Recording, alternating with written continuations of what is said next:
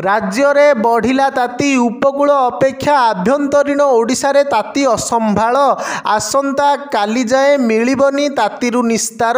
आज उपकूल ओडिशा रे भी ताती बढ़िबो बोली पूर्वानुमान करिछि आंचलिक पाणीपाग विज्ञान केन्द्र। मेघमुक्त आकाश सह वायुमंडल रे शुष्कता वृद्धि पाई ताती बढ़िछि। आगकू स्वाभाविक ठारू 4 रु 6 डिग्री पर्यंत तापमात्रा वृद्धि हेबो। राज्यर किछि स्थान रे 37 रु 40 डिग्री पर्यंत तापमात्रा छुई पारे। विशेषकर ट्विन सिटी कटक भुवनेश्वर समेत किछि सहर रे तापमात्रा 40 डिग्री किंबा ताठारु अधिक रही पारे। काली पर्यंत एभली स्थिति जारी रहिबो। 15 तारिख बेलकू राज्य रे पुणी एक पश्चिमा झड़ सक्रिय हेबो।